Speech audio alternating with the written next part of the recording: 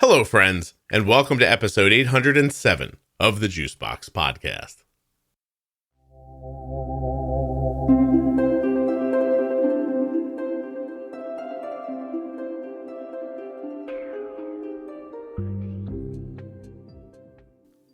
I didn't understand when I began recording this episode that it would be an After Dark, but I've given it that distinction because the person we're going to be speaking with today suffered a number of different abuses throughout their life in the past, and they get spoken about.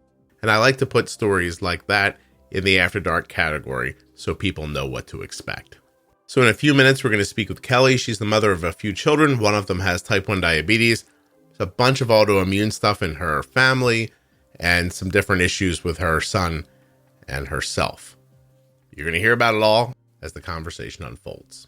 While you're listening, please remember that nothing you hear on the Juicebox Podcast should be considered advice, medical or otherwise. Always consult a physician before making any changes to your healthcare plan or becoming bold with insulin. If you have type 1 diabetes or are the caregiver of someone with type 1 and are a U.S. resident, please head over to t1dexchange.org/juicebox. Join the registry, complete the survey. It will not take long. And once you've done that, you're helping to move type 1 diabetes research forward, right from the comfort of your home. This show is sponsored today by the glucagon that my daughter carries, Gvoke HypoPen. Find out more at gvokeglucagon.com/juicebox. Today's podcast is also sponsored by Touched by Type 1. They're a great organization helping people with type 1 diabetes. Check them out. touchedbytype1.org, or find them on Facebook and Instagram. And lastly today, but certainly not least, this episode of the Juicebox Podcast is sponsored by InPen from Medtronic Diabetes. If you're looking for a way to give yourself insulin that's not through a pump, but you'd like some of the features that pumps offer, you want to find the InPen from Medtronic Diabetes at inpentoday.com. My name is Kelly. I am a neurodivergent mom of a neurodivergent child who is also a type 1. And I also have 2 other kids. All right, Kelly. And you've got me Googling immediately. That's fine. I feel like neurodivergent is a new fancy word for something I already know. Yes. It is, right? Yes. Neurodiversity, neurodivergence, neurovariance refers to variations in human brain and cognition, for instance, in sociability, learning, attention, mood, and other mental functions. Sorry. In the case of you, how does that? So I have diagnosed ADHD and dyslexia, and I'm currently looking into the process to see if I may be slightly autistic. Okay.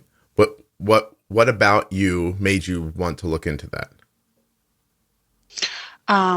My social awkwardness and my inability to take social cues from people. Like, I just am horrible at reading facial and body cues. Okay. And I am overly friendly, and I am awkward, extremely awkward. Okay. Oh, Kelly, by the way, when we were talking before we recorded, you were so boisterous, and now you're like demure. Which is fine, but I might ask you to put the mic back a little bit to your mouth. Oh, okay. That's well, awesome. I think I was running around a little bit. Yeah, bring the mic. Because with my neurodivergence, I had written you down for the 30th. And then all of a sudden I got like a little thing on my phone, and I was like, oh, it's today. So, oops. So how old are you? I am 48. Okay. This October. Is anything about your social awkwardness been an impediment in your life? Relationship wise, extremely. I don't really manage to maintain relationships at all. And that can be ADHD, but I also tend to, I just can't deal with people's stuff. It's draining and too hard. Okay. It's too hard for me. So one thing at a time. You can't seem to hold relationships together, but you're married. Do you mean like friendly relationships? Yeah. Okay. Friends. Is that because people back away from you eventually, or you get overwhelmed by them and back away from them? I believe there's something called, I don't know if I say it right. I lose my words a lot. That's the ADHD. Well, there's this issue where you do a lot of masking. And so you read people and then you try to pretend to be what they want, or you take up behaviors that you think somebody else likes, Mm-hmm. And over time, when you get really comfortable, it kind of falls away, and people aren't cool with that. And then you're come off as harsh, or what? How do you think you come off to people when you stop masking? I had somebody tell me I was frigid. Okay. And was that a dating unemotional? situation? No, it was a business relationship. Oh, okay. I used to work with people. So, it was like they liked me. And then like 4 to 6 months later, I'm too analytical. I'm too books and numbers, and I have no interpersonal relationship issue. I have just no ability to relate to people. Mm-hmm. And it's very lonely. Okay. Why is it work with your husband? How long have you been married? I've been married 15 years. Because I never, ever masked with him. Okay. I don't think I've just never been anybody other than who I am. Why do you think you didn't do that? Oh, I could tell you that story. Oh, if it's a story, then perfect. It's a good story. I do have friends that I managed to keep who understand me. But I had an employee tell me that she thought I needed to get out, and she was my friend. And so she said, "Hey, meet me out here for dinner. You look terrible. You haven't been taking care of yourself." And I had been sick. And so I went to meet her, and then she tells me halfway on my way that, by the way, I'm on a blind date with this guy, and you're just my, forgive me, my safety net. Mm-hmm. Because who knows, he might be a murderer. Well, then, if he is a murderer, then you, who have not been taking care of yourself and have been sick, will be a perfect sidekick for this scenario. You'll just... I know, right? Yeah. Well, here's the thing. I'm a 6 foot tall redhead, so I tend to intimidate a lot of people. I might look sickly, sir, but I can fight. Exactly. So it was that kind of thing. And in the process of sitting there at a bar, getting drinks and stuff, my friend told her date that she was sitting with her 6 foot tall redheaded friend. And then the date and I got along really well. Okay. I see. And 7 days later, he asked me to marry him. And 2 months later, we were married. That was 15 years ago? Yeah, December 28th. Right around there, huh? When I met him, yep. Was she upset? Because it's possible, Kelly, you're confusing neurodivergence for stealing people's men. That could be a little bit of a problem too, but I don't want to, yank my own train on that one. I think it's blow my own horn, but I got you. Well, you're right. Anyway, you're right. See, ADHD is fun. It commenced like this. I told him he was a player, and he took my phone and called his phone from it at the dinner while she went away to do something. And I said, "You're on a date with my friend. I'm sorry. This is a bad idea." And then the next day he called me at my job because he knew where we both worked. And he's like, "It's okay with her. I talked to her." And I was like, "Really?" That's really bold. Yeah. And then she called me and said, go out with him. And I said, okay. Still weird. How do you but get okay. How do you get proposed to in 7 days? I don't know. Oh. I wouldn't even kiss him for 4. Kelly, I think you know, and you don't want to say on a podcast. What do you think of that? It's okay. It's no, right. I swear to you. All right. I think it has everything to do with us just spending a lot of time talking. And I wouldn't kiss him. I wouldn't, do anything with him because I just have to add this to you. I had this huge, cold sore on my mouth. During the date? I had a hideous cold sore on my mouth. I looked like I was dying. I had pneumonia. I wasn't just sick. I was sick. All right, Kelly, I got to figure this out here. And forgive me for being blunt. Do you have great cans? What's going on exactly? I do. Oh, do you? Okay. I do. I'm not just a 6 foot tall redhead. I was a really hot 6 foot tall. I modeled in the 80s and 90s. So okay. I'm very pretty. Right. I see what happened. Okay. Now I understand better. I mean, I'm trying to figure out, you're not kissing him. You're just talking and then you're getting married. And I'm like, I don't understand what's happening here, but I've seen there was a lot of cuddling. Oh, all right. That's about it. What kind of a player cuddles? The one who realizes the girl he's out with has a fever and she can't keep standing. That's very kind. Oh, okay. All right. So he is very kind. So but you didn't, there were no errors about anything. You didn't pretend to be somebody different or do what he likes or something like that, which, by the way, I know nothing about this world, but there's half of my brain here that's saying, if masking who you are on a date is autism, then every girl I've ever met is autistic.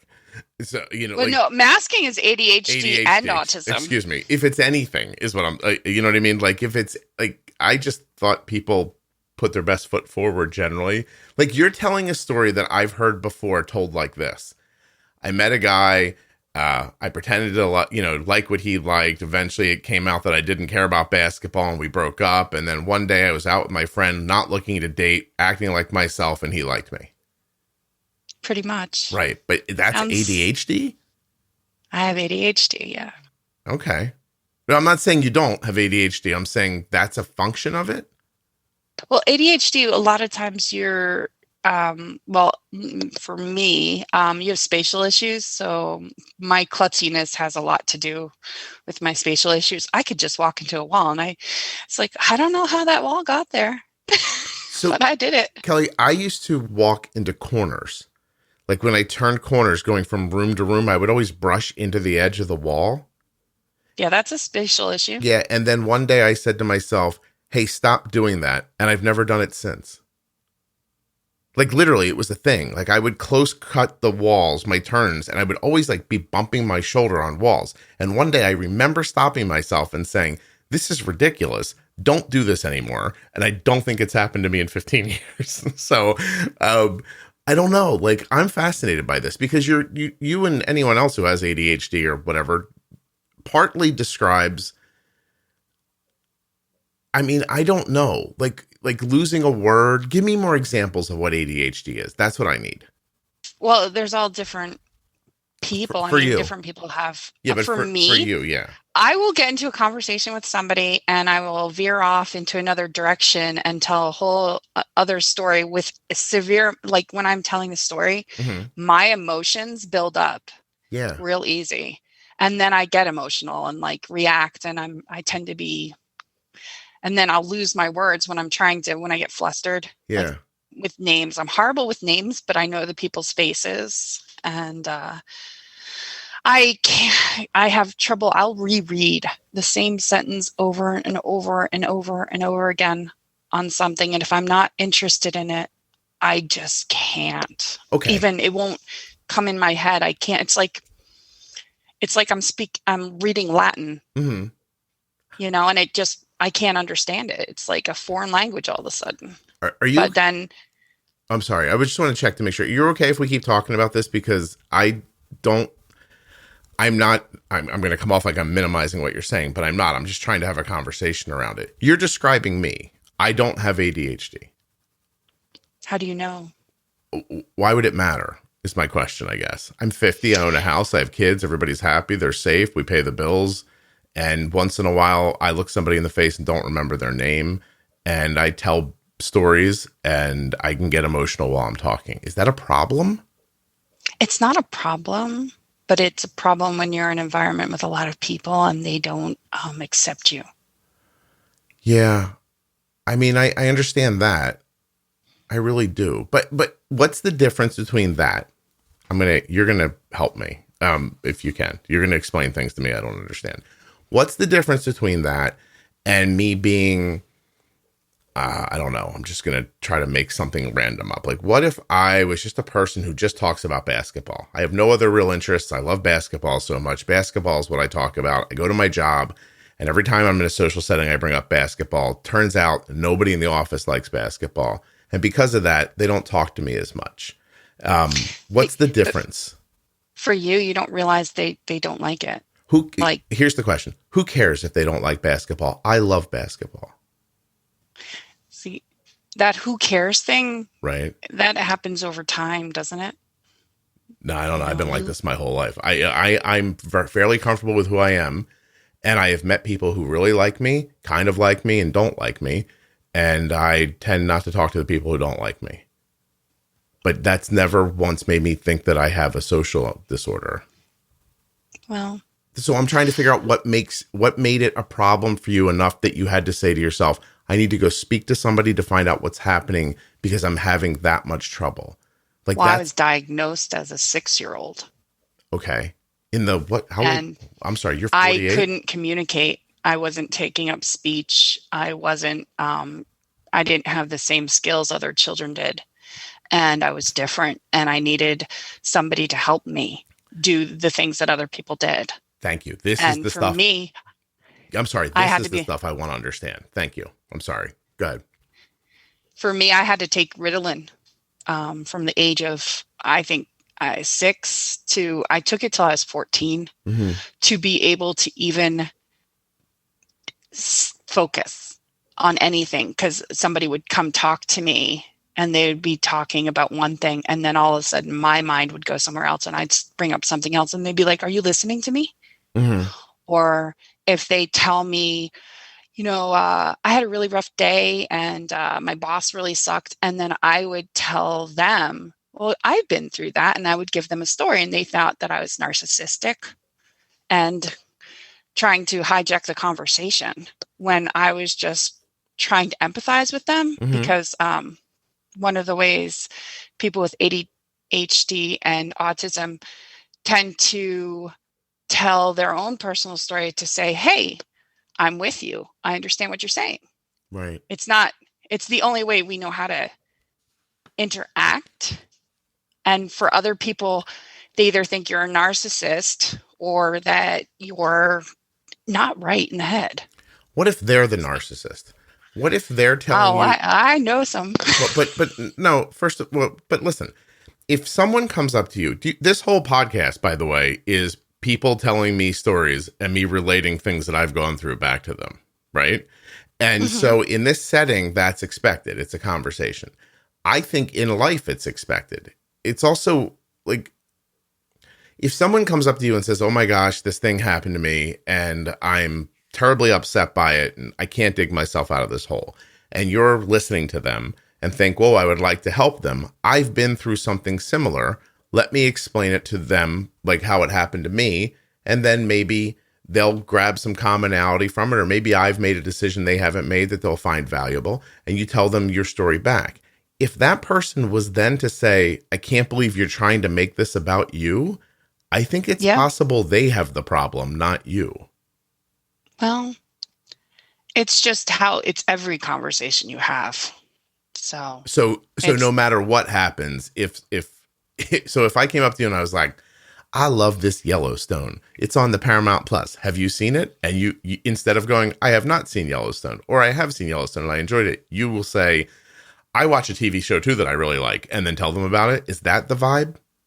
Pretty much, yeah. Okay. All right. You were really helping me understand this because I think people say vague things when they're describing complex issues, and we never get down to the real reason. Like the stuff you told me in the beginning, I was like, okay, these are the things I've heard people say before, but how does it really, really impact you? Like that's what I'm very pleased that you're able to explain to me. So thank you very much. So 6 years old, although may I say you grew up right during the Ritalin revolution. Yeah. So you could have grown up at a different time and somebody wouldn't have given you Ritalin. Correct. Did it slow you down? Oh my God. So taking Ritalin for me was like taking a pill that gave me constant tiredness and depression. But you didn't change the subject in a conversation anymore as a 6-year-old? No, I would still change the subject in the conversation, but I wouldn't sit there and have a million different topics going on in my head. Like right now, I'm staring at my microwave wondering why is that metal over there this silver and the other one is that silver. And it's just popping in my head right now while I'm talking to you, and I can't get it to leave me alone. Okay, that's interesting. Why do you think there are two different colors of silver? What's occurring to you right now?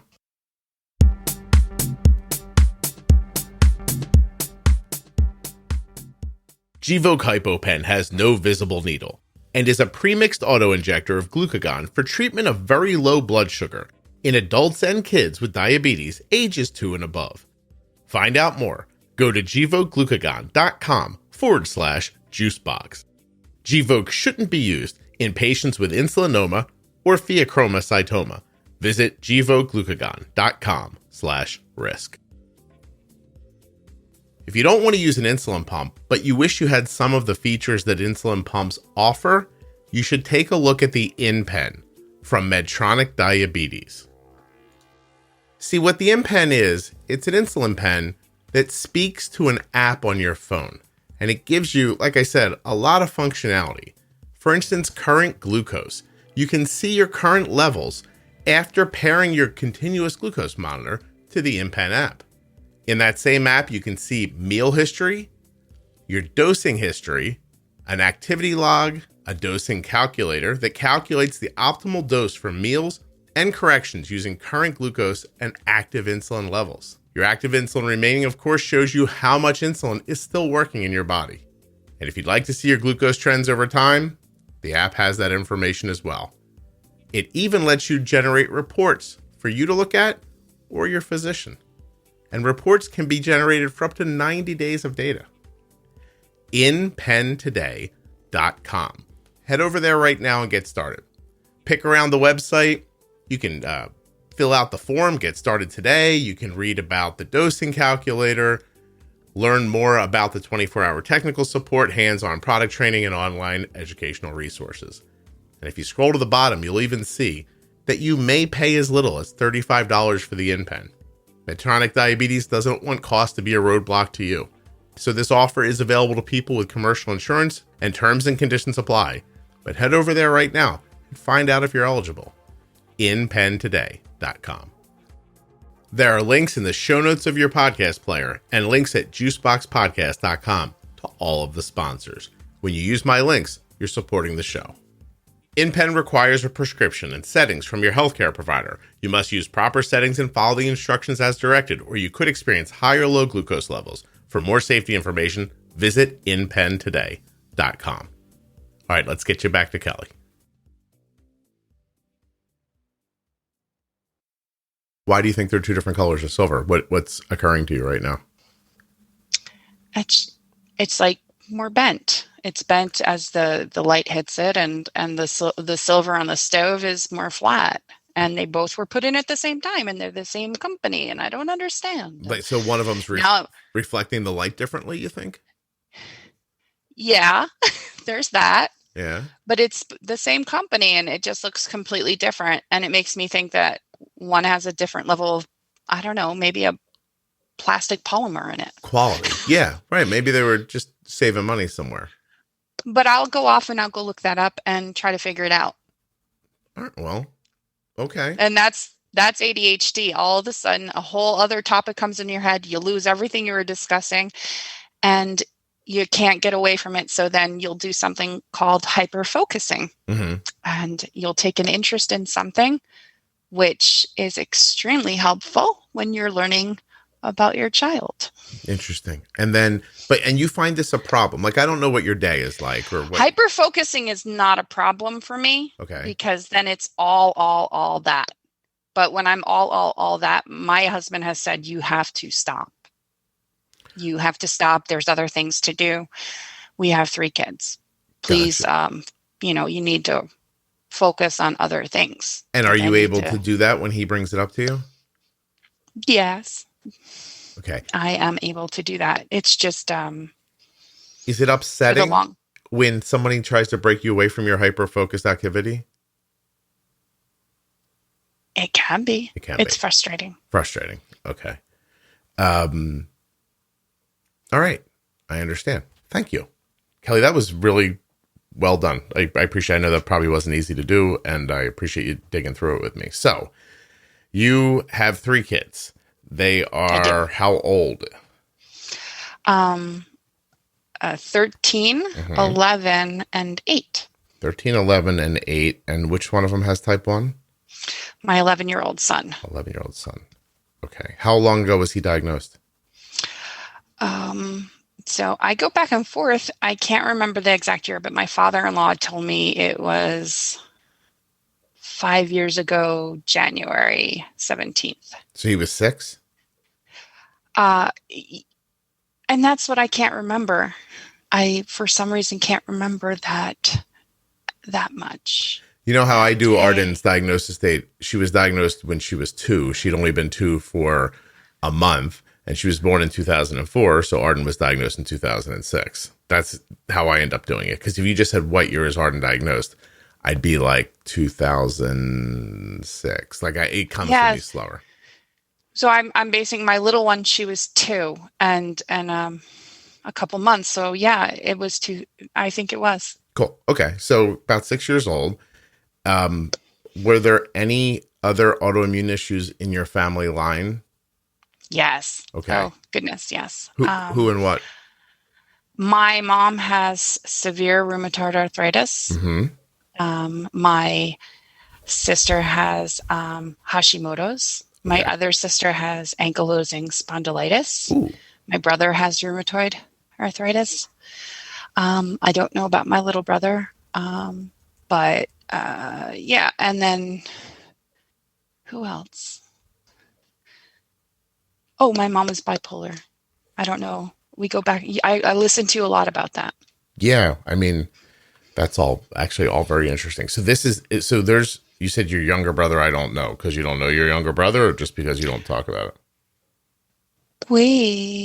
He stayed home when I left. And so I don't really have the best relationship. Gotcha. Should we dig through that a little bit before we get to your son, or what do you think? You can absolutely go ahead, because I was gonna. It kind of like everything comes back to trauma. So, well, how old were you when you started experiencing that at home? Trauma? Yeah. I don't know. I remember being 3 years old, and my mom was locked out of the house and trying to open the door, and I couldn't get the door open, and her screaming really nasty things at me. And I realized she left me home while she went to the store. Okay, so asleep. So you were a 3-year-old asleep. Your mom went to the store, came home, and then couldn't talk you through unlocking the door, so she yelled at you. Okay. Mom was bipolar, you're saying? She was bipolar and borderline personality disorder. Okay. That's a lot. Which I only learned recently from a social worker. By describing her to somebody who was able to say... No, somebody who interacted with her later in her life after she was... I don't know. That's a very complicated story. That doesn't matter, but you figured it out somehow. Okay. Your father, what was he in this situation? He was a nice man who went to work at like 4 a.m. and came home at 10 p.m. And he just couldn't put up with his wife and wouldn't give her the finances she needed because she was irresponsible with money. And so he just avoided her like she was the plague. Okay. But didn't leave her. He didn't leave her until she forced the issue. Gotcha. How many kids now did they have together? 5. 5. Where are you in that line? 4. You're the 4th? Yep. Okay. So was the wrath of her mostly yelling, or was it other stuff? It depended on which child it was. My mom used to like to humiliate my just above me sister. She would just humiliate her and hit her in the most egregious ways. And she was unhappy with how my sister cleaned the bathroom. So at 2:00 in the morning, she pulled her out of her bed to clean it again. Yeah, that sounds pretty classic, actually, for what was going on with your mom. Your mom was not getting any treatment, I imagine. Was she treating with alcohol or drugs, do you think? So, because my mom had severe, oh God, I lost the word. What is that? Rheumatoid arthritis. Right.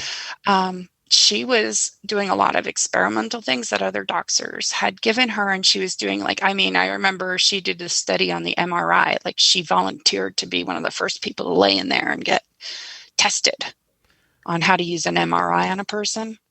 And so she was always like a guinea pig trying to find a way to when I say my mom was severely disabled, her hands were just so bent and swollen and her face, and she was on prednisone all the time, 24/7, which makes you aggressive and irritable. She was on so many drugs, methotrexate. She had like 7 different drugs, but I don't believe any of them dealt with her bipolar. Or I didn't at that time. I don't even think she completely knew she was bipolar. And she used to. Like, I remember when I was like 3 or 4, she just went away for 3 months and didn't come back. Yeah. And we'd go visit her in a hospital. Okay. And then it happened again when I was like 6. And after she had my brother, I was 6. Yeah. And it was just a lot of my father saying, that one's not, she doesn't have ADHD. That's not real. And my mom, you need to get better. And what's wrong with you? It's not real. So your dad would say that your mom's problems weren't real, or that the kids' problems weren't real, or everybody? All of us. Anything. All of us. He probably didn't have the bandwidth to talk about one more problem, I would imagine. Yeah. No, he did not. Yeah, and he didn't, only till the more recent years, even acknowledge stuff like that. Yeah. Do you still speak with him? My father passed away last year. Oh, I'm sorry. Prior to that, were you in touch? Yes. Yeah. But with your mom? No. No. Okay. My mom passed away in 2015. Okay. And I really hadn't talked to her since my grandmother had passed away. I think I was 26 at the time when my grandmother passed away. I see. And the time before that, I was 16. Oh my gosh. So you left at 16? I tried to leave on my own because my mom was just being erratic. She broke up with my boyfriend for me. She quit my job for me, which I had a job and I was buying groceries for our house. Mm-hmm. And that meant there was no food. And so that was a problem. Plus that meant I couldn't go do anything. And she was always screaming, your father doesn't give me enough money. I don't have any money to do anything. I have nothing. He's just trying to make me die here. It was delusional all the time. Exhausting, yeah.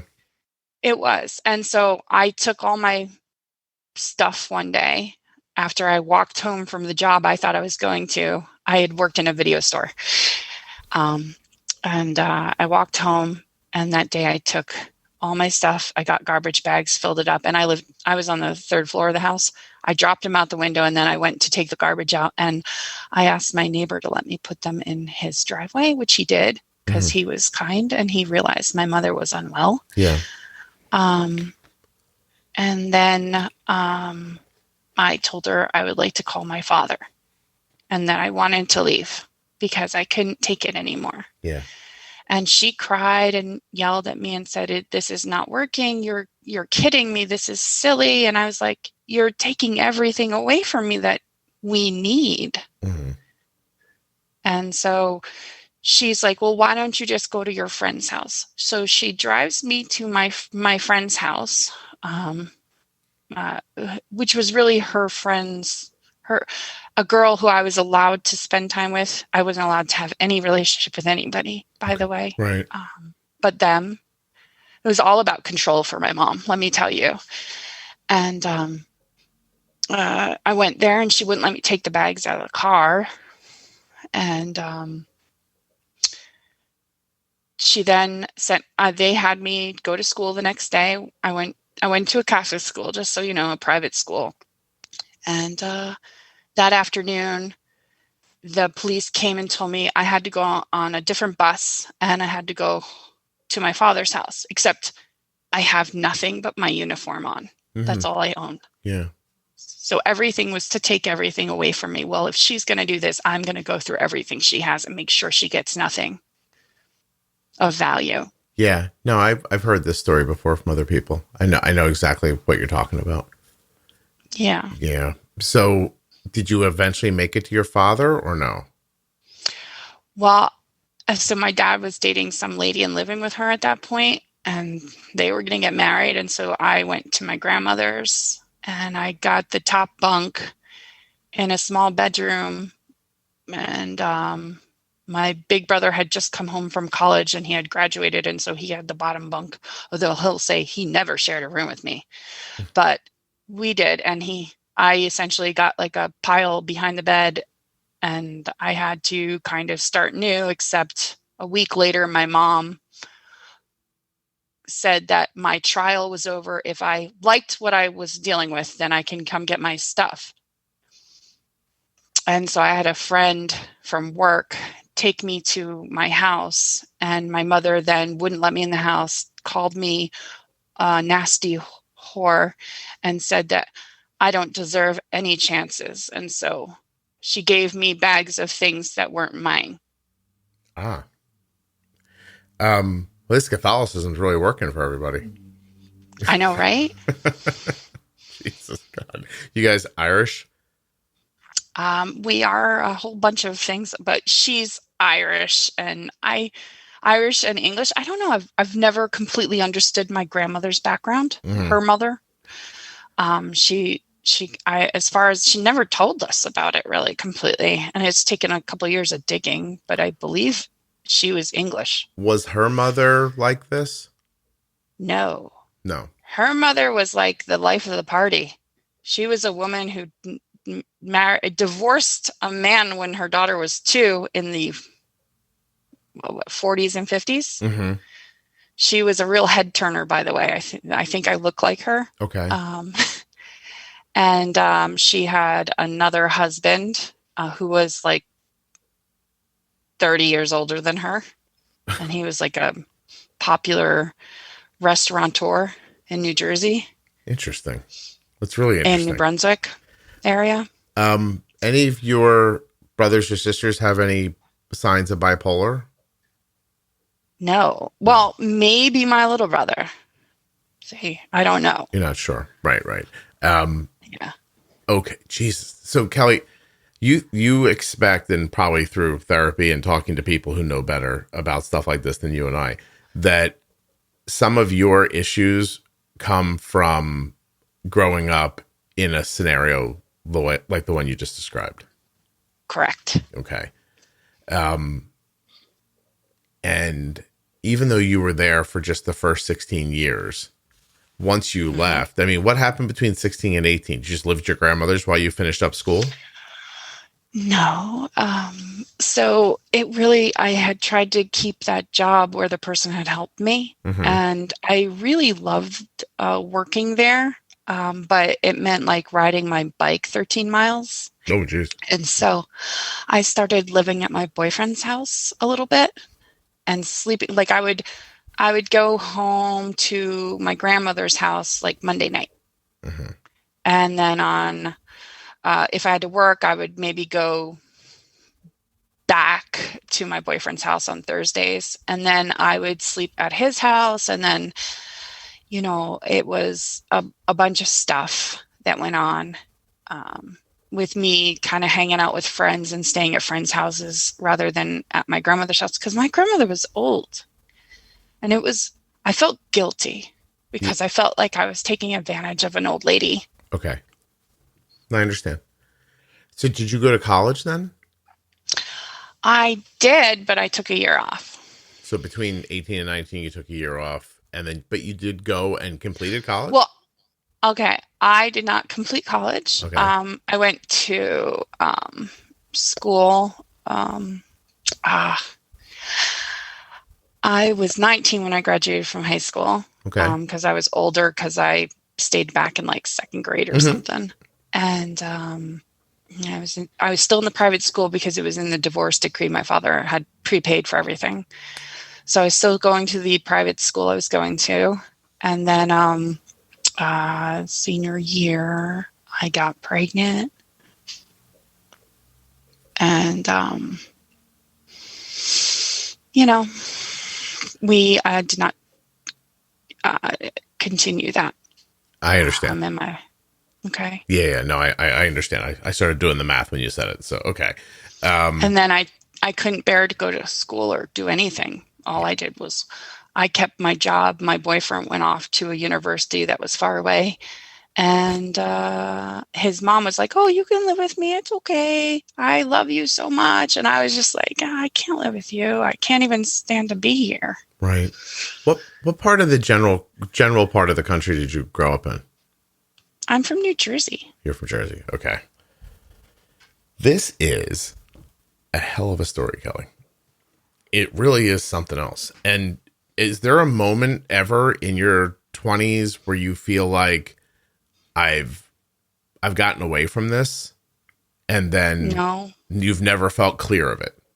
So I just I like a lot of people who have learning disabilities or disabilities in general, they tend to gravitate to trying to understand people. And sometimes that means making bad decisions, especially when you don't understand how to interact with people so well. Mm-hmm. And then I ended up with a man who was horrible, who abused me. Oh, I'm sorry. No, that's terrible. It was like, so before I left my mom, she did start using drugs and alcohol, and she was doctor shopping is what I think she was doing. Mm-hmm. But because she couldn't afford the drugs she needed for her rheumatoid arthritis, so she was, literally, and this is when I could do it. She'd pull up in front of the local liquor store and she'd say, "Here, bring this note in and get a 24 pack." And that 24 pack was every day. Oh, okay. She was drinking. She was drinking that much to get through the day. Yeah. Yep. And then, do you think younger people even understand the concept of your parents sending you somewhere with a note? Like my wife used to get sent to buy cigarettes with a note. Oh, she would smoke a pack a day too. Yeah. By the way. So it was a lot of smoking, a lot of drinking, and then after I had moved out, and I actually had cried to my dad to go to the court to try to save my little brother, and he just said, "I just don't have the money to deal with your mom." And I was like, "Oh, okay." Because we're all disposable, Dad. That's great. So, and my dad had lived, so in between there, I had moved in with my dad and his new wife. Mm-hmm. And she was worse than my mom. That's something. Your dad could pick them. I know, but then you think about this.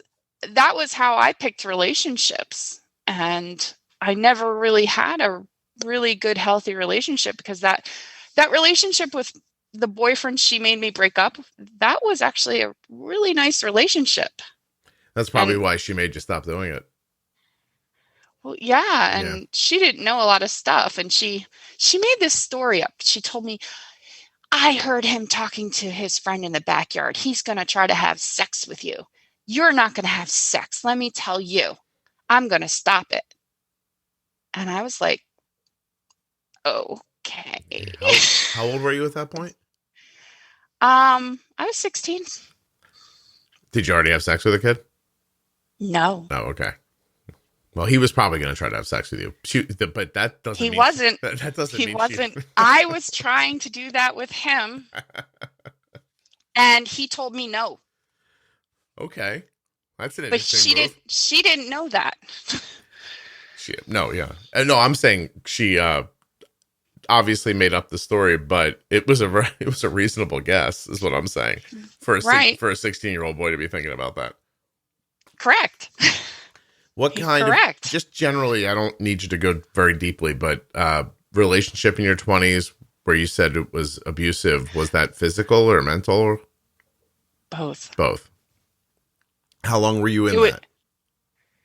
Oh, in and out for 10 years. Every time I'd get out, he'd like come back to my door. I mean, and he was always like, the first time he hit me. So I actually went to the community college, and then I had gone down to New Orleans to live. Mm-hmm. And then I was going to go into Tulane. And then I had been assaulted by a roommate. So I left and came home. At Tulane? Mm-hmm. We were in a house. We weren't. Oh, okay, I see. I hadn't even really started school yet. And this was a sexual assault? No. It was a girl, and she was my friend. And she just hit you, that kind of thing? You don't have to tell me. Hit me. Yeah. Okay. It started months earlier over a guy. Mm-hmm. And I was in college, and I had a friend, and this friend one day goes, "Hey, you want to go to a Matthew Sweet concert?" And I'm like, "Yeah, I want to go to a Matthew Sweet concert." And so I'm like, "Okay, oh my God, he asked me out. Like, this is awesome." Right. And I get in the car, and there's this other guy in the back seat, and I get in the front seat, and he's like, "Hey, do you mind getting in the back seat?" And I'm like, "Oh yeah, no problem." And then we stop at somebody else's house, and we pick up this other girl who then proceeds to stick her tongue down his throat. And I'm like, "Oh, I guess this isn't a date." So I'm seeing that I'm supposed to be with the other guy. Oh, okay. So I wasn't used to that. And then we were very good friends for like 2 years, and we were just only ever friends. And then one day I said to him, I don't understand why you never, ever wanted to go out with me. Mm-hmm. And he said, "I did. I asked you out, but you said that you wanted to stay single." And I said, "Yeah, like not get married." And he's like, "Well, I perceived you wanted to be single. And I was just like, "Oh, great." And then he kissed me, and then my friend got upset because she apparently had started to become attracted to him, which she always knew that I was attracted to him, and it was like, why? So she said, "You either stop it or I'm not your friend anymore." And so I stopped it. Kelly, and I told my guy friend, "Sorry, bye." Yeah. Everything about your story is making me, not about you, by the way, just in general, because I live in the world too. All I can think is like, is everyone out of their mind? Like everyone? Do you know what I mean? Just and in different and spectacularly odd ways, like between, interpersonal relationships and dating and, parenting, and nobody can like like no one in your life can come close to making a good decision. It's fantastic. Like you've actually moved so far away from how you grew up. It's laudable, honestly. Do you know what I mean? Like it's fascinating that you were able to get to where you are right now. Yes. Do you ever stop to just kind of celebrate that? I do. I do celebrate that. Good. I mean, it's like you climbed out of 6 different pits. It feels like. It feels like that to me too. But sometimes people say that your stories are so outrageous that nobody will believe them. No, listen. I have no reason not to believe you, and it makes sense if you kind of reverse engineer it. If you at 6 years old, which by the way, listen, I'm not a doctor. I wasn't a doctor in the 70s. I don't know what I'm talking about, but I've seen people put on Ritalin and it wasn't good for them. And I could stand here and make a pretty solid argument that a 6-year-old shouldn't be able to keep a single train of thought while talking to a bipolar woman and her husband who made 6 babies with her or 5 babies or whatever. Like, you know, it's not like you were being raised by the queen mother and you know what I'm saying? Like there was a lot of craziness from your mom. Like why are we, I mean, if I could put myself back in that moment, I don't think I would put your mother in charge of making a decision about whether or not to medicate you at 6 years old. Do you see what I'm saying? And so now you're in it, right? Well, listen, you were in it the minute they had you, like, right? So you're in their hell, and now you're being brought up with their ideas. You're being brought up with their, you know, limited ability to parent. And then they do it to more people by, you know, they have kids, and then you guys live in a bubble where this is happening. Your father gets more and more disillusioned and moves away. Your mom slides further and further into her mental illnesses, which makes your interactions worse and worse and worse. And then it's no doubt that it's just not a surprise that you would continue to end up with people like this. It's probably what you gravitate towards, even though you don't realize you're gravitating towards it. Like there were probably kids at Tulane that weren't going to hit you, but how the hell would you find them? Because that's not what you think of as the world. Does that make sense? Yeah. Yeah. It just feels like, you know, this thing breeds more of this thing. And then when you try to leave it, you find more people like that. And then when you actually find people who aren't like that, that's probably when you don't deal well with other people.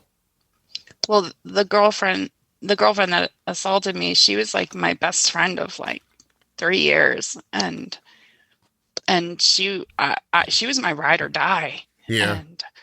And I was living in her house with her a lot. Mm-hmm. Like I would come sleep with her at her house, not like sleep with her. I understood. Like, no, not like that.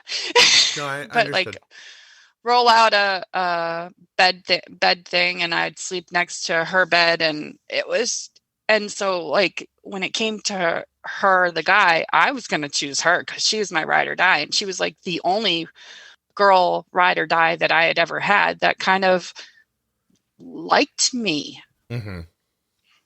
And maybe that's wrong. All I'm wondering is if you didn't grow up like this in this scenario, if when you got to college, your ride or die would have been a different person.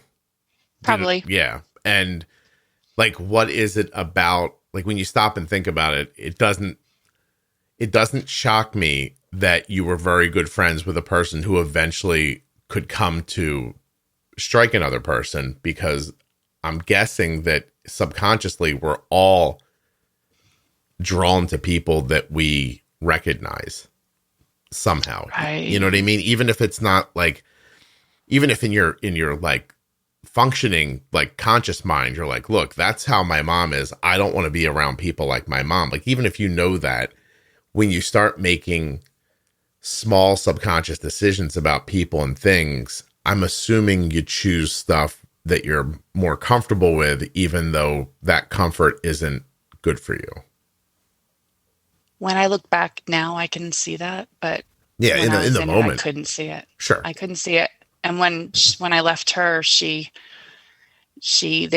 roommates all voted me out. I mean, I'm the one that got strangled and black-eyed. And I got voted out of the house because they said I caused too much drama. When I didn't think I caused any drama. Actually, I just kind of went to work and came home and was saving to try to pay for my first semester. Yeah. So yeah, that wasn't working. And so I never got to do that. And then I came home and she called me lots of names and said that I would never, ever do anything successful and a bunch of other things that she said to me. So that when I came home, there's this guy who was just looking for somebody to pick on, I guess. And you probably look the part at this point after having gone through these things so many times. Like oh, I was so skinny, I can look back at old pictures and be like, God, I was really pretty. And what was I thinking? I was so low on myself. My mom used to call me she called me a fat whore all the time. That's sweet. What I was thinking is that predators can recognize prey, and you've been preyed on by so many people that it probably exudes from you and you don't even realize it.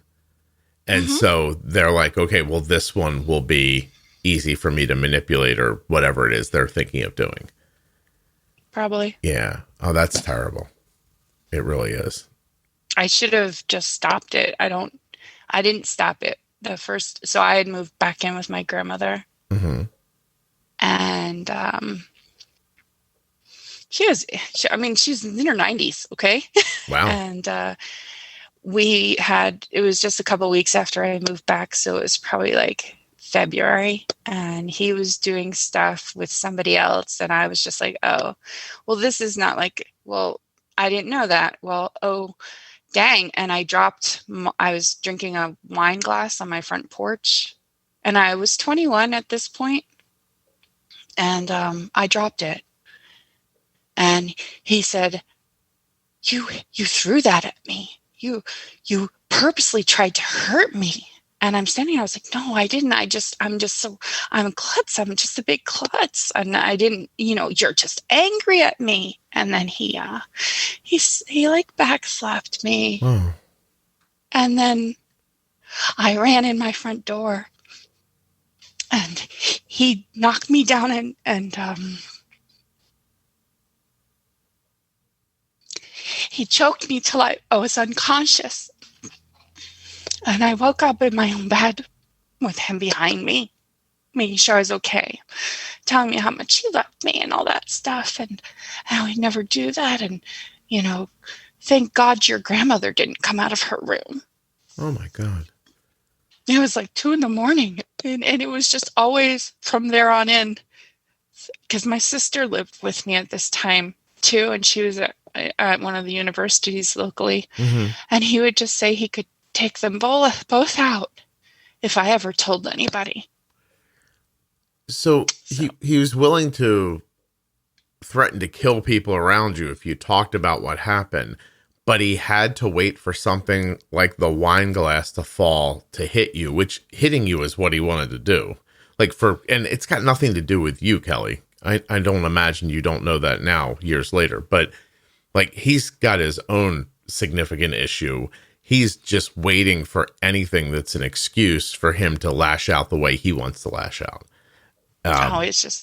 It was constant after that. And then it was like, he used to get upset that I wouldn't pick him up. And I was like, I work too, and that's my car. He didn't have a car at the time. And he's like, you're supposed to pick me up at this time and do this. And I was like, okay.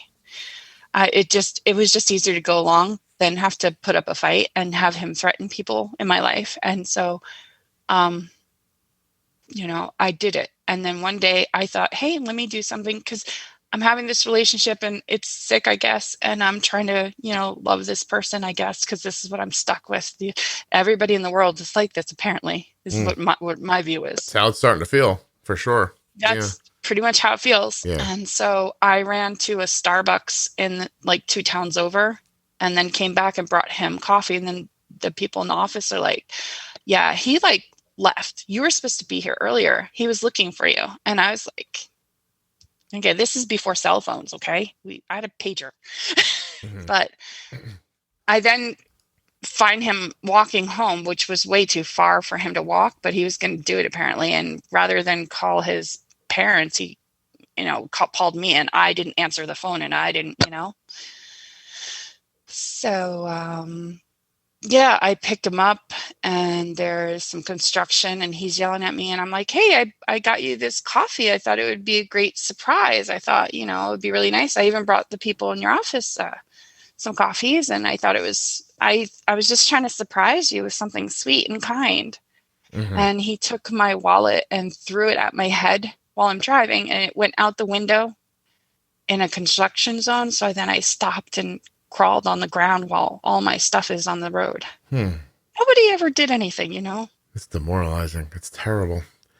I don't even, there's obviously nothing to say. It's just, it's a mess. I don't know how you got this far through it, to be perfectly honest. It's, it's just one thing after another. And, it was, yeah. But one day I, all by myself, broke my leg. And I was standing on my front stoop reading my mail. I had moved to my own apartment at that time because every apartment I lived with, roommates with, always told me he was not allowed to come to it anymore. They didn't like him. Mm-hmm. And I guess their way of trying to push somebody out of my life was to say, hey, you can't live here anymore if that person's here. So I finally found my own place. I'm reading my mail. I fell because I have spatial issues. And I broke my leg, but it was a hairline fracture. I could still walk, but it was so excruciatingly painful that he got to my house that night. And I said, do you think you can take me to the ER? He's like, you're fine. There's nothing wrong with you. And I go, do you see the bruise on my leg? Can you take me to the ER? And he's like, no, you're fine. And it was always like that. You're fine. And then within like 2 weeks, I went to my doctor's, and I just cried so hard to her. And she knew what was going on, but right. She knew she, because I was like, I'm so depressed, I'm this, or I had other things that would happen. So she took me down to the ER and tried to admit me. To try to get you away from him in general? That and to get other help? things. Yeah. Okay. To get help. And I didn't understand what was happening, so I had to call my sister because if I was admitted, that would affect my job. And how was I going to pay my bills? I don't live with anybody, and I don't have any support system. That guy is my support system at this point. Right. I'm so isolated. And my sister's husband's a psychologist in a hospital system. And he talked them out of it. And I went home. But in the process, I was required to join the Crisis Women's Center at the hospital. So every week I had to show up at Overlook Hospital in Summit, New Jersey. And I had somebody named Christine. And whether she knows it or not, she saved my life. Wow. Because she taught me how to talk to him and not get hit, and to mirror behaviors to him. So I did what he needed me to do at the time. But then when it came down to breaking up, she always says, you're always trying to break up with him and you're trying to get out of the situation. And I said, yes. Well, he has to think he's breaking up with you. He's got to break it off. And so they taught me over 4 or 5 months of going every Tuesday that I would tell him, yep, I'm going to talk about you and how you treat me. And they said it holds him accountable for his behaviors. And in the process of it, he broke up with me. And I was 30 at this point. And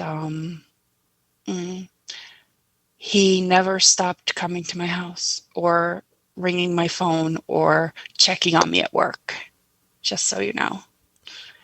That went on. I met my husband. Yeah, until you met your husband.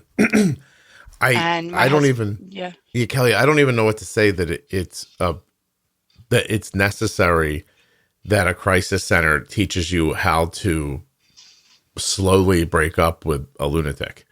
Like that's just, it's that is necessary, I think says a lot, really.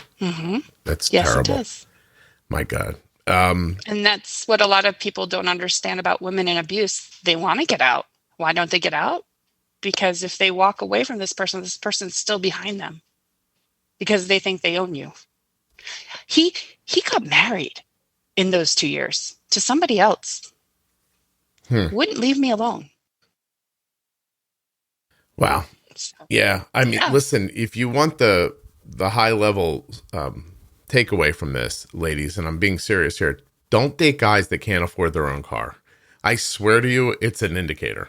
It just really is. I don't know. In a driving society, if a guy's asking you for a ride, I'm telling you, there's something wrong. That's all. I don't mean to make light, because I'm not. I really feel like that's something that you should pay attention to as a red flag. I helped him get a high powered job. Don't think he didn't. He ended up driving a Porsche. Jesus. I know. Wow, that's just upsetting. All right. Well, okay. So Kelly, to get, that's a long. That's stuff, I guess, pretty far from your past. Probably doesn't feel like it when you start talking about it, but 15 years ago or more. So when you meet your husband and things are just normal, how do you're able to accept that and just move on and be normal? No. I'm just not a normal person, so I can't accept that. And I guess I don't know. I just, I sing that song to myself from like Sound of Music. Somewhere in my youth or childhood, I must have done something good. That's what helps. It does. Yeah. I sing it to myself every time. I'm like, how did I get here? I wouldn't change a thing. I'm so glad I'm here, because where I am, I'm very happy. And I didn't know what normal was until I met my husband, and then he's just really nice, intelligent guy. And so by the way, just so you know, when he asked me to marry him, I said, you don't even know me. I'm crazy. I have ADHD. Do you know I have ADHD? And I'm dyslexic. I mean, I walk into things all the time. I'm a huge klutz. Are you sure you're ready for that? Listen, he's like, yeah, you should not have done that. You should have said, well, this guy seems normal. I'm definitely going to start trying to hang around with normal people. Well, at that point in time, I wasn't sure he was normal though. Cause I did date like numerous people. And the first minute they did like anything controlling or anything weird or anything, just anything, I was like, bye, sorry, nope. Yeah. So it was like 2 years of me dating while that other guy is still following me around, calling me and showing up at my house on random moments. Yeah, it's a weird split. Whether I answer the door or not. Well, it's interesting because your life is beginning to split in two different directions, but it took a very long time for that Velcro to pull apart, because the guy, the bad boyfriend person, was still trying to stick to you, and you were trying to go in a different direction. And it's amazing that you were able to. And it sounds like, with a lot of help from people. I've always had angels out there. Yeah. Helping me. And that was one of those weird things. It's so weird. I'm not, I know I'm Catholic, but I'm not religious. But you remember that boyfriend I was telling you about, the one my mom made me break up with? Yes. When I broke up when that guy broke up with me, but really I broke up with him in a very long, elated way of doing things. No, elaborate way of doing things. I started having dreams about my ex-boyfriend of that time. And what I hadn't known is the day that he broke up with me was the day that he died. Wait, hold on, stop. Start over. Which boyfriend?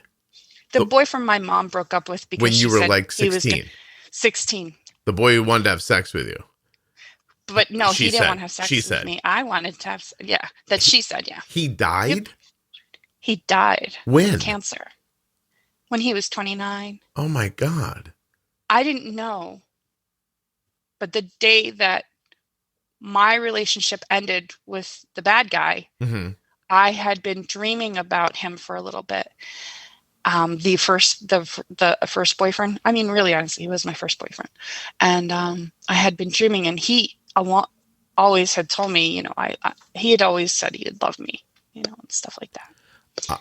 And I even had kept up with him over the years, even though I was dating other people. Mm-hmm. He had, he had still been my friend. And then when he met his wife, I guess, he had come to my house and he had said something to me. I met somebody and I wanted to just make sure it was okay that this is the way I'm going because this may be something. And I didn't know what he was asking me. I think I was like 19, 20. Right. And I was like, I don't know what you're asking me because we're not together. And he's like, well, I'm just checking if we couldn't be together. And I was just see. I'm like, you live so far away from me. I don't think this would work. I'm in college. I'm just trying to be free. I mean, I'm just trying to be free at this point because I had such a tumultuous relationship with the previous guy. Kelly, I have to tell you, if you would have gotten back together with him and he passed away at 29 from cancer, I would have thought that's on brand for Kelly. I'm actually, the whole time you're talking, I'm thinking the diabetes for your son is on brand. Like, because you must have just been like, oh my God, is this this stuff never going to stop? You know what I mean? Because you're built a life, you're doing it now, and then your son gets diagnosed. I would have been, I'm asking, how did that strike you at that time? So, part of that relationship where I was abused was a lot of abuse in the car. And when this happened, so you have to understand what my husband's job is first. Okay. My husband works at sea. He's a merchant mariner. Okay. He's a chief engineer on a ship. Okay. Okay. And so he leaves for 10 to 12 weeks at a time. Sometimes the longest he's left is 141 days. Wow. And I'm by myself. And so we had gone. His dad likes to sometimes he flies out of where we live, or we have to drive down if he would, depending on which port he has to go to. Mm-hmm. We drive to like Elizabeth or something, New Jersey. Yeah. That port. And so I was meeting my father-in-law in Newburgh, New York, because that was kind of midway for us. And he would take him the rest of the way to New Jersey. And we sometimes go to a local, popular, inexpensive, breakfasty kind of place, not a diner, but a popular, I'm trying not to say the name. Yeah, sure. And so we had gone there that morning, and I was leaving my husband with my father-in-law, and my son is sitting across me, and he orders a plate of pancakes. And he's 6. No, granted, he's a big kid, by the way, because I'm 6 foot. My husband's 6'2", so we're not small people. And he ate 3 huge pancakes, and then he asked for my father-in-law's pancakes, and he ate those too, those 4 pancakes. And then he took my soda, and he took the toast that was on the table, and anybody's sausage or bacon or anything they had, anything that was left over, he asked to eat. Wow. And I was like, what is up? And so I had him at a doctor's office twice in the last couple of days, but we have to bring daddy to work, So this is what we do. And we drove down, dropped my husband with my father-in-law, and I said, I'm going to go to Target afterwards, because we don't live anywhere near where there's a Target. Just so you know, there are places. There's no Targets.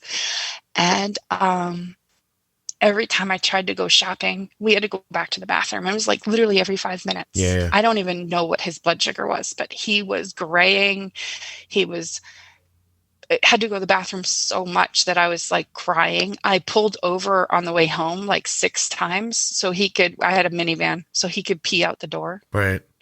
On a highway. That must have been fun major for highway. him. There's no way he didn't love that, right? He probably did. Oh my God.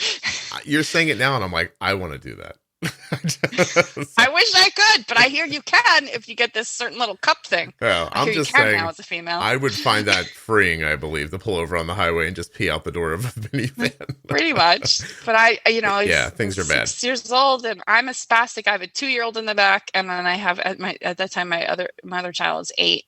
And we had a rough time with her the previous year because she had a burst appendix. So I'm like super on guard mommy. Let me tell you.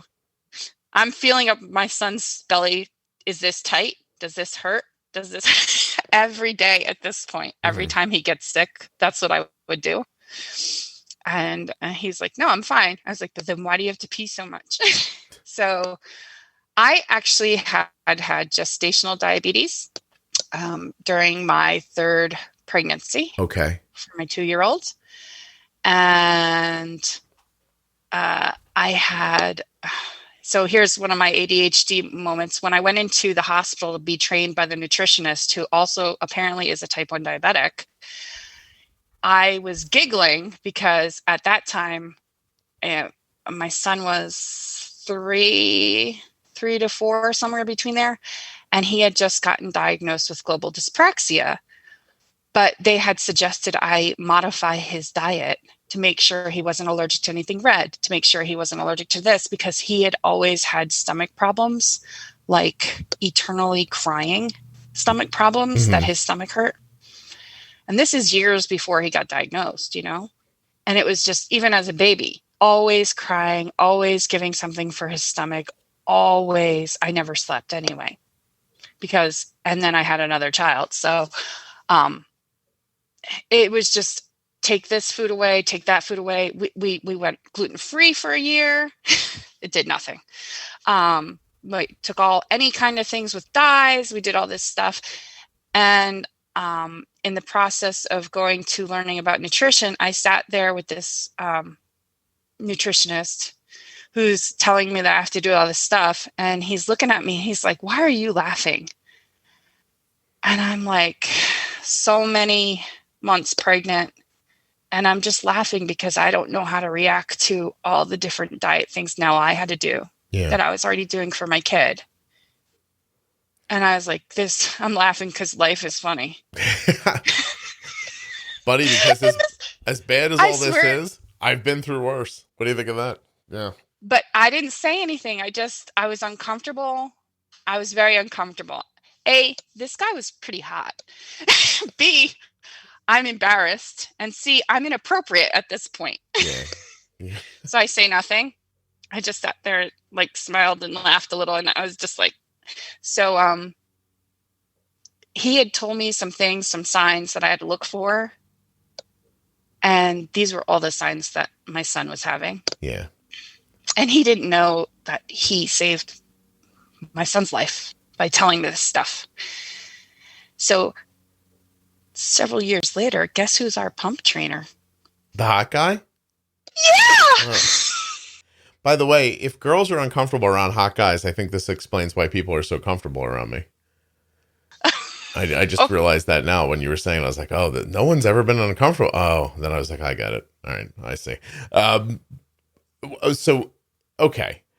Are you, I'm dying to know, are you incredibly good at diabetes or do you struggle with it? Well, I hyperfocus. That's what I'm thinking. I spent the first couple months figuring everything out. And while my kid is MDI, I kept him. So he's never been number one, he was diagnosed at 410. Number two, his A1C was 7.8 at diagnosis. Mm-hmm. So I caught this early. Pretty early, yeah. Because of the guy in my nutrition meeting. Right.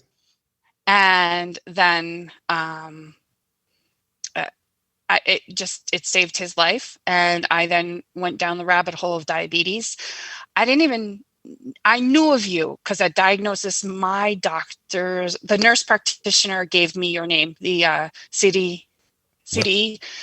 She gave me your Juicebox and listened to Juicebox Podcast. But at that time, we didn't have cable. We didn't have any of that stuff. We had HughesNet, which is a satellite. Okay. And I didn't have enough data to listen to you. That's All right. There's nothing I can do about that, Kelly. That can't be my problem. But I understand the idea. Wait, what hospital, by the way? Albany Med. Albany Med. Okay. Interesting. And Albany Med Pediatrics endocrinology is our doctor, and they are amazing. Nice. We see nurse practitioner Christine Wolfhart, and she is an amazing endocrine NP, and she's awesome. And so is Nurse Nancy and Kristen, all of them. They are awesome. But Very let me nice. just toot them. Yeah, absolutely. Their horn. And so we also, Alex, I shouldn't have said it. Well, Alex is my son. Okay. Alex has, I don't know, I've always been able to handle this. I've always managed. There was a lot of sleepless nights. Let me tell you. Sure. But those sleepless nights were spent, I literally stayed up for 5 days straight when he was diagnosed and just read. And here's the hyper focus. I can read that stuff if I have a desire. And it was constant. And within, so 2 days after we came back from the hospital, my son started vomiting. And I called up Nurse Nancy, and she was like, well, just do straight basil, and just give him sips of soda or sips of drinks and just stay there with him. But you have to make sure he gets insulin. So drink, insulin, check blood sugar. And I was like, okay, I got this. And I'm freaking out. I sat next to him, his bed on the floor, the entire 2 days that he was sick. I kept him out of DKA. I kept him below 200. And he just had a stomach virus. It was just a fluke. But when he was diagnosed, one of the of course, he had to be diagnosed on a day that was like an 8-inch snowstorm. And I had no coverage for my kids at home because my husband had left to go to work. Yeah. And was already in the middle of the Atlantic Ocean. At this point, he has the global dyspraxia diagnosis already, or? Yep. Yeah, that's already that. And am I understanding that correctly? I'm looking online here. It's also referred to as clumsy child syndrome. Yep. Confused matters, more developmental dyspraxia. Basically, DCD refers to an overall motor incoordination. Yep. Like bumps into things. But so when he was 10 months old, he broke his arm. Okay. And we couldn't even figure out how he broke his arm because we had our mattress on the floor and he had kind of crawled off the bed at me. It was 11 o'clock at night and I just went to the bathroom. And yes, my kid slept with me in the bed. And that's just what we did because he never slept anyway.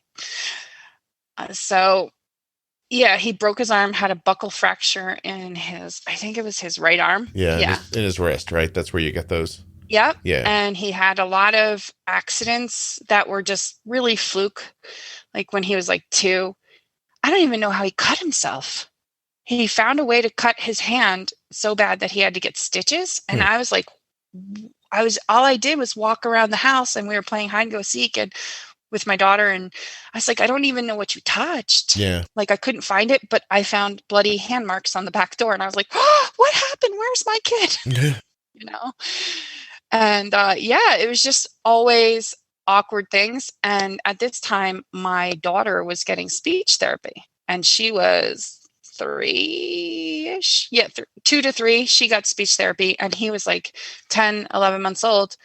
And the therapist looked at me and Katie was her name. And she goes, hey, Kelly, there's just something not right about Alex. He's not meeting the milestones the way he should be. And I was like, well, the doctor says, everybody's different. So I was like, yeah, everybody's different. And we then got him some help after he was age 1. The health department came in and assessed him. And he got speech therapy from Katie and both my kids at the same time. And they were both helped. But then all of a sudden he qualified for occupational therapy. And so they come to your house where I live and they do that. And it's all covered through the health department because they're trying to help kids get to where they got to. Right. And we're always going to developmental pediatrician at this point in Albany. Mm-hmm.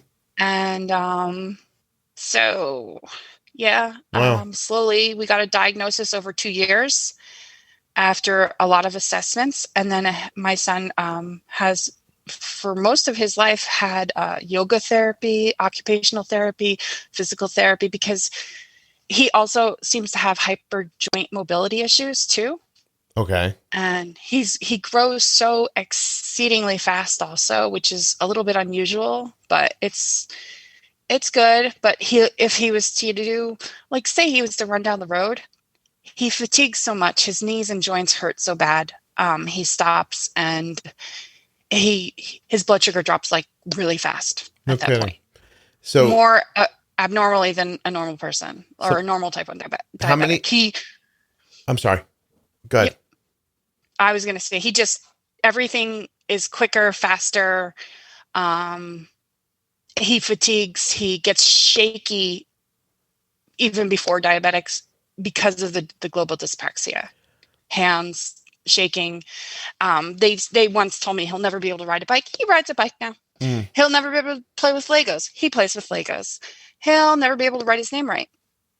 Well, give him time. Yeah. He still has, in my experience, men don't have the prettiest handwriting, so, Well, I'm seeing here symptoms of this can include poor balance, poor posture, fatigue, clumsiness, difference in speech, perception problems, poor hand-eye coordination. Yeah, his speech was really delayed. I mean, when he would say, I have videos of, when I look back at videos back when he would say, "Ma, ba," like he would talk like that. Right. It was different. So here's the thing. Global dyspraxia, just like everything else, there's a severity level and less of a severity level. And every time they've said we can't do something, he does it. So yeah. Harry Potter has this. The actor. Yeah. Interesting. Yes. A lot of people do. Right. No, actually the thing I was reading says that 5 to 18% of the population may have it. Yep. That's interesting. And all right. I believe it comes under the bracket of dyslexic diseases or developmental delays, not disease. And so not that I haven't enjoyed this, but back to my original question from 10 minutes ago. I have ADHD. No, it's funny. I was having a good time. How do you end up managing? Like, do you hit your goals for his blood sugars? What are your goals? So here's the deal. I keep his goals 85 to 180 because the doctor and I have talked about it a lot of times. Like when I'll check him, his blood sugar is always significantly lower than the Dexcom says. And we think that so here's the thing that goes with this. He also has it's not gastroparesis, but it's a slowing of the intestines. But we've started to think that it has actually everything to do with global dyspraxia, not diabetes. All the motor skills, motor movement throughout the body is less. So we think that his blood flow and everything might just be slightly slower, slightly less. So the process of his waste coming out is slowed? Yeah. Okay. Like I said, he always had stomach issues. He's always had so many issues with the stomach before we even got diagnosed. So I was always trying to figure out what he was allergic to. They did allergy testing. They said pretty much nothing, might be sensitive to milk. Have you tried, I'm going to end up saying this a lot because it's been helping Arden, but have you tried something simple like a digestive enzyme along with his meals to see if it moves things through better? You mean a probiotic? No, it's more specifically, there's like digestive enzymes. There's, you take them right along with the meal. And no, I haven't tried this. Yeah. I'll take the suggestion though. It's worth a shot. I mean, you just kind of pop them with your food. Okay. And then if he's not eliminating on a good schedule, adding maybe like magnesium oxide might be valuable. We have added magnesium. Oxide? We did add magnesium. I don't know if it's oxide though. Check that. It's just magnesium. And so he gets leg pains a lot of leg pains throughout his life. He's always had severe leg pains. But he's also, he's 11 and he's 5'11". Yeah, it's hard to know. Well, double check the magnesium, because there's a couple of different versions, and magnesium oxide is what you're looking for to go to the bathroom more frequently.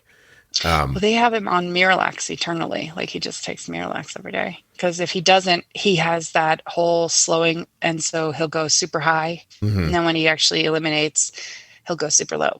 But for him, it's like, I've found him at like 29. So like quickly, it happens fast.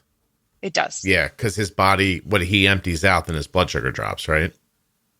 Yeah. So they have him on a laxative. Does the laxative work or not really? It does. It does. So, and everybody swears it's not bad for him. I've read a lot of reports. I've gone back and forth, but this is what helps. And I don't really enjoy the low blood sugar like that. No, of course. So, like, I will go in there and it will say he's 85 and he might be like 40. So, and it's harder. And his A1C has always, since diagnosis, his first visit after being diagnosed, he was 6.2. And then he was I believe it was 5.6. But last A1C was 5.6. The one before that was 5.2. We've always stayed between 5.2 and 5.6. Am I a maniacal controlling person? I might be. But we loop also at this point. Sounds like you're doing well. It really does. Yeah. We don't have a lot of side effects with things, but I take things a little bit more serious than other people do. And my husband just backs me up. He's the tech guy. He helped you with that? He codes on his own anyway, building systems and stuff. And I'm just more medically capable. That was what I was going to go to school for. So. Gotcha. Well, here's something very quick about magnesium. I'm reading from a Healthline article. Because of its low absorption rate in your intestines, magnesium oxide may lead to digestive effects like diarrhea. So if you're not going, it gets you moving. Its strong laxative effects are why it's commonly used to treat constipation. Jumping ahead a little in the article, in contrast, magnesium citrate, magnesium acetyl taurate, magnesium malate, and magnesium glycinate all have high absorption rates and are more effective at increasing magnesium levels. So if you're trying to actually bring your magnesium level up, you don't use oxide. But if you're trying to make yourself go to the poo-poo, oxide's the way to go. And sometimes doctors get that messed up. So check the magnesium to make sure you have the right one. So we're not using magnesium to help him go number 2. We're using the magnesium to stop the leg pain. Is it working for that? Yes. Okay, good. Well, then maybe you could do some magnesium oxide in addition. Yeah. It would be is what I would wonder. And digestive enzymes are, I'm just going to pick one that I'm aware of. Hold on a second. There's a company called Pure that makes it. I mean, a lot of people make them, but I'm choosing that one to try to find what's actually in it for you.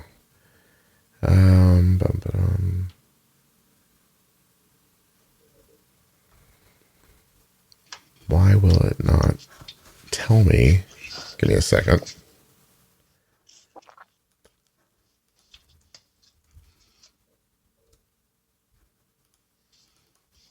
You must be thrilled that like something about your personality is actually helping with something, like with the diabetes, right?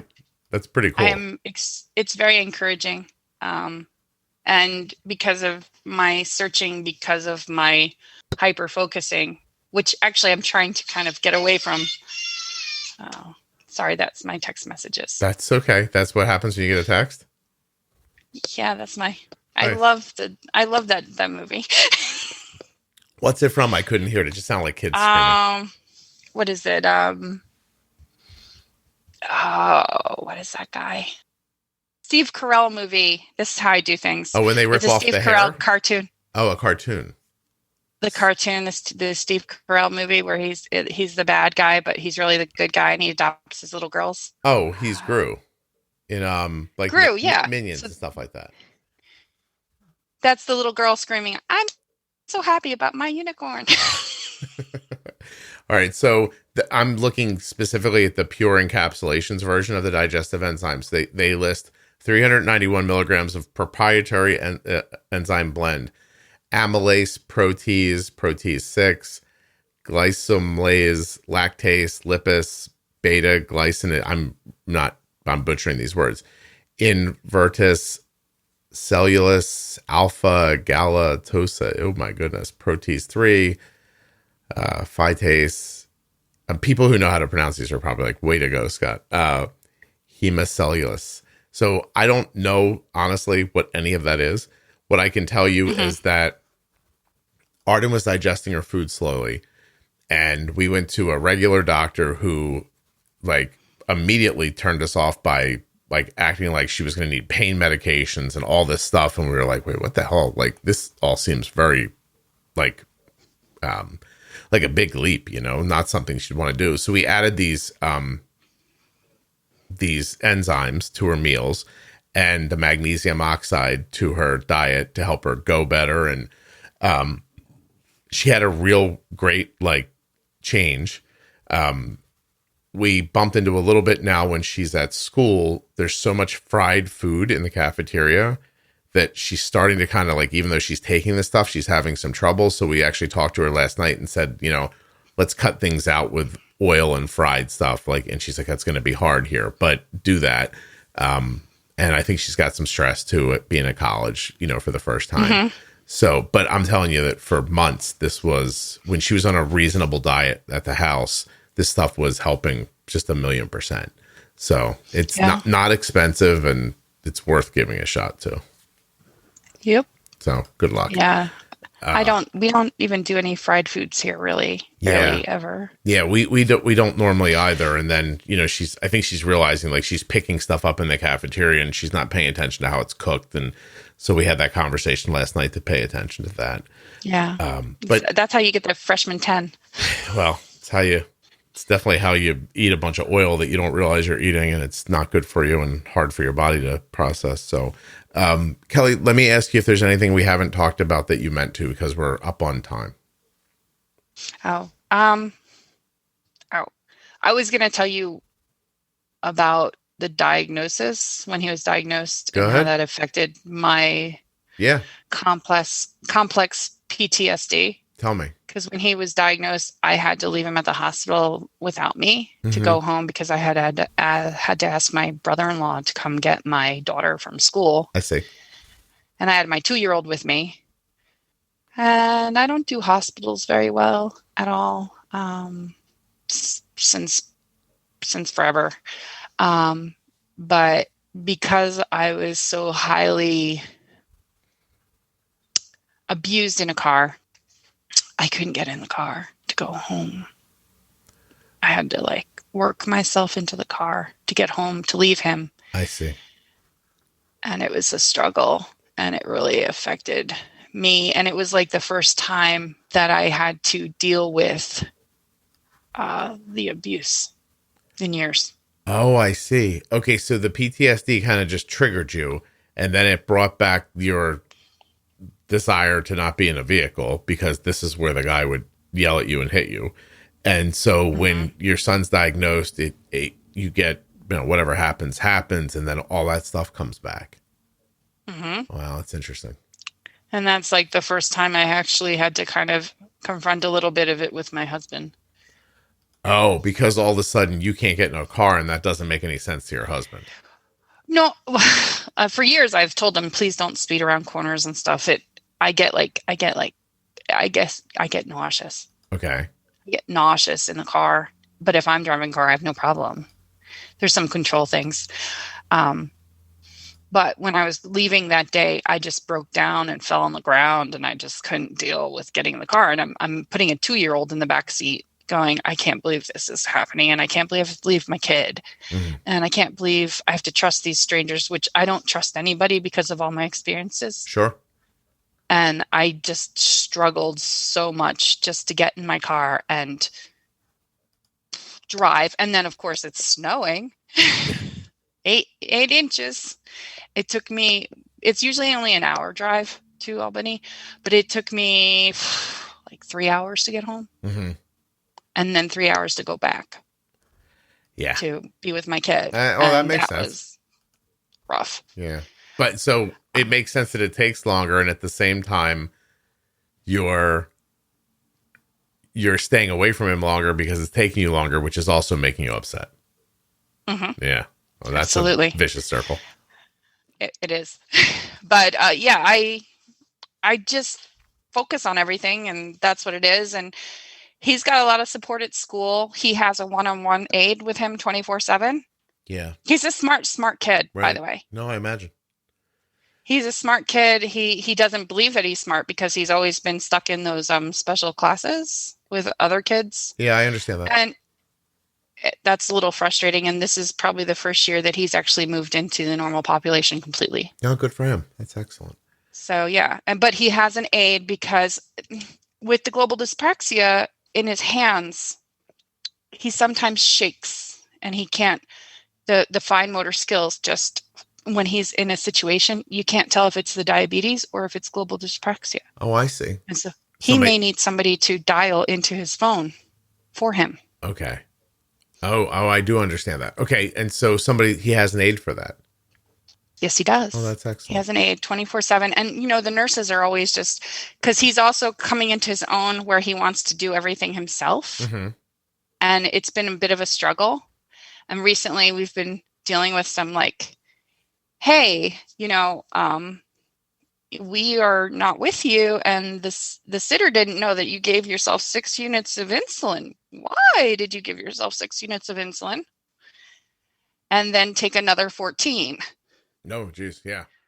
Oh, within a half an hour. Right. And he was like, well, and he's like, I'm like, yeah, tell me that you deleted something in there because I'm thinking you did. He's like, well, and I'm like, we don't really like using Best Mommy, but it's just little things like that he wants to take on himself. And I'm bold with insulin, like you. But he's struggling. He's struggling to do stuff like that. He's struggling to do stuff on his own because, he's 5'11" and all this responsibility is put on him, and people think he's way older than he truly is. He's 11. Yeah. And it's a power struggle recently. Right. And he's got the body, but not the mind for it yet. Correct. Yeah. I watched this happen to my niece, by the way. I hope this doesn't seem like I'm turning this into a story about me. But to reference the beginning of our conversation, but my niece got really tall very quickly, and it was hard not to treat her like she was older because standing in front of you, it felt like she was. It's interesting. Mm-hmm. Yeah, I see that. And then he's got this other, plus the hand-eye coordination thing and everything else that's happening. Mm-hmm. Yeah. And I mean, developmentally, he's more where he should be developmentally, but he's all masculine and he wants to be a tough guy kind of thing. Right. He's the only boy here when dad's away. And it can be a little overwhelming on me. And more recently, I mean, literally in the last 2 months, he went from 5'9" to 5'11". And it's like when I say, hey, you actually have to take care of your room. And if that means filling your diabetes shelf up with your stock, that means you doing it. Right. Yeah. And it's just, I got stuff like that. I hear you. Okay. All right, Kelly. Well, I can't thank you enough for sharing this with me. I'm sorry to push you away real quick, but I have to jump on a different phone call. So You're good. I'm up on my time, but I don't know why I didn't realize this was going to be an After Dark episode, but here we are. It definitely is. And I'm telling you I'm sorry for what happened in your life is meaningless, but it was nice of you to share it with everybody so that they can listen along and maybe, recognize some things that have happened to them or to other people in their life. So I appreciate it very much. Thank you for having me. No, it was, and I'm happy and I'm safe and I'm sound. No, I know it's the hardest thing about these conversations. When people go back into their past to relive things, you can kind of get you can think like, oh, that's happening right now. But you were describing stuff that had happened to you in the past, which is obviously incredibly impactful and it's impacted the rest of your life. But at the same time, you're not in that crisis at this exact moment. But no, I'm in a great place. Yeah, you absolutely are. There's hope for everybody out there. There's hope. Get help in a domestic violence crisis center. Yep. They are there to help you. They will get you through it. And they give you a lot of work for you to get through life. And then I've just isolated myself more. And how could you not during the pandemic? But I live on a homestead. I homestead and I have chickens and there's goats down the road and horses and cows and I farm. Nice. That's excellent. And I kept thinking while you were talking how 20 more years from now, how much farther away that'll feel. It will. A huge thank you to one of today's sponsors, Gvoke Glucagon. Find out more about Gvoke HypoPen at gvokeglucagon.com/juicebox. You spell that GVOKEGLUCAGON.com/juicebox. I'd also like to thank InPen from Medtronic Diabetes and remind you to go to InPenToday.com. And of course, touchedbytype1.org, a really sincerely wonderful organization that you should learn more about. Touchedbytype1.org. Thank you so much for listening. I'll be back very soon with another episode of the Juicebox Podcast.